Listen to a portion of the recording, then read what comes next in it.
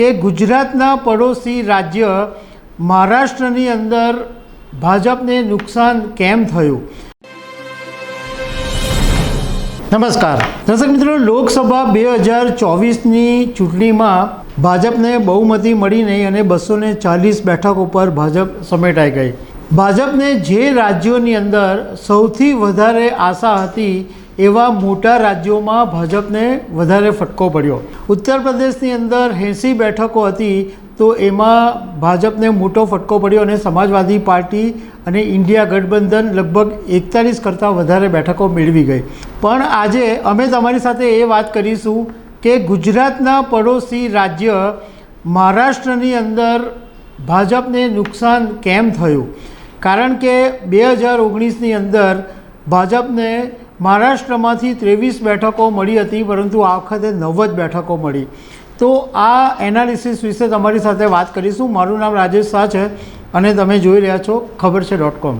દર્શક મિત્રો, જે રીતના દેશના મોટા રાજ્યો છે ઉત્તર પ્રદેશ, એવી રીતના મહારાષ્ટ્રની અંદર પણ 48 લોકસભાની બેઠકો છે। 2024ની ચૂંટણીમાં ભાજપને 9 બેઠકો મળી। એકનાથ શિંદેની જે શિવસેના છે એને 7 બેઠકો મળી અને અજીત પવારની એનસીપીને 1 બેઠકો મળી। મતલબમાં આ ત્રણેયનું જે ગઠબંધન છે એ બધું મળીને ટોટલ 17 બેઠકો આવી। એની સામે મહાવિકાસ અઘાડીનું જે ગઠબંધન છે, જેમાં ઉદ્ધવ ઠાકરે, એનસીપી, કોંગ્રેસ છે, એમને ટોટલ 30 બેઠકો મળી। એમાં ઉદ્ધવ ઠાકરેની શિવસેનાને 9 બેઠકો મળી, શરદ પવારની એનસીપીને 8 બેઠકો મળી અને કોંગ્રેસને તો આ વખતે સૌથી મોટો લાડવો મળી ગયો, 13 બેઠકો કોંગ્રેસને મળી ગઈ। ભાજપ આ વખતે 28 બેઠકો ઉપર ચૂંટણી લડી હતી અને તેમાંથી માત્ર 9 બેઠકો જીતી, જ્યારે 2019ની અંદર ભાજપ 23 બેઠકો મેળવી હતી। મતલબમાં આ વખતે ભાજપને 14 બેઠકોનું નુકસાન થયું।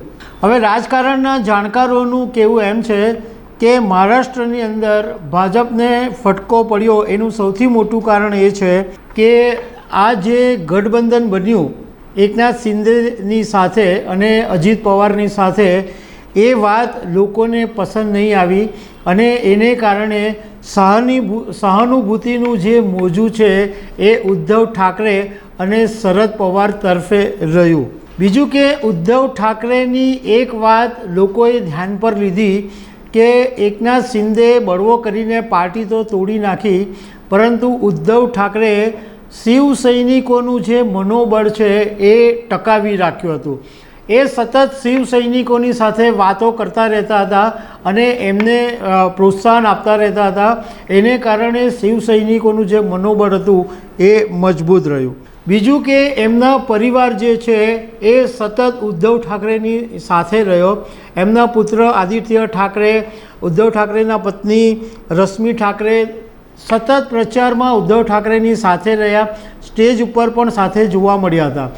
આ બધા કારણોને લીધે ઉદ્ધવ ઠાકરે તરફ લોકોની સહાનુભૂતિ વધી ગઈ। બીજું કે મહારાષ્ટ્રના મતદારોએ અજીત પવારે જે શરદ પવારની સાથે કર્યું એ વાત પણ પસંદ નહીં કરી, કારણ કે શરદ પવાર ગ્રાઉન્ડ લેવલના નેતા છે અને ઘણા બધા લોકો એની સાથે સંકળાયેલા છે, એટલે ભત્રીજાએ કાકા સાથે કર્યું એ વાતને લોકોએ સ્વીકારી નહીં। બીજો એક મુદ્દો એ છે કે આ વખતે મહારાષ્ટ્રની જે ચૂંટણી થઈ એમાં સ્થાનિક મુદ્દાઓને વધારે પ્રાધાન્ય આપવામાં આવ્યું। એમાં નેશનલ મુદ્દાઓ કોઈ હતા નહીં, ખાસ કરીને ખેડૂતના મુદ્દાઓ હતા અને આ ખેડૂતના મુદ્દાઓને લીધે ભાજપને સૌથી મોટો ફટકો પડ્યો, ભાજપને સૌથી મોટું નુકસાન થયું। બીજું કે ભાજપે રાજ ઠાકરેને સાથે લીધા, રાજ ઠાકરે સાથે આવ્યા પણ ખરા, પરંતુ રાજ ઠાકરેનો ભાજપને કોઈ પણ ફાયદો થયો નહીં।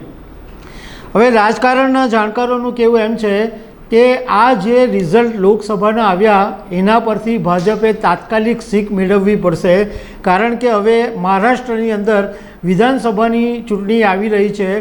જો ભાજપ પોતાની રણનીતિ નહીં બદલશે તો મહારાષ્ટ્રની અંદર સત્તા ગુમાવવી પડશે। આ જે ગઠબંધન છે ભાજપ, શિંદે અને અજીત પવારનું. એમાં અજીત પવારની પાર્ટીનું પરફોર્મન્સ સૌથી વધારે ખરાબ રહ્યું. માત્ર એક જ બેઠકો પર અજીત પવારની પાર્ટી જીતી શકી. ઇવન અજીત પવારના પત્ની ચૂંટણીમાં ઊભેલા હતા, એ પણ હારી ગયા. લોકો એ વાતને યાદ કરી રહ્યા છે કે 2019ની અંદર ભાજપ અને શિવસેનાનું ગઠબંધન હતું, ત્યારે બંને મળીને 48માંથી 41 સીટો મેળવી લીધી હતી. એટલે આ જે ગઠબંધન પછી તૂટ્યું એ પણ એક મોટું કારણ છે કે ભાજપને મોટો ફટકો પડ્યો. આવનારા દિવસોની અંદર મહારાષ્ટ્રના રાજકારણની અંદર મોટા બદલાવ જોવા મળશે એવું અત્યારે લાગી રહ્યું છે. તો દર્શક મિત્રો, આવી અનેક વાતો સાથે અમે તમને મળતા રહીશું. Thank you very much.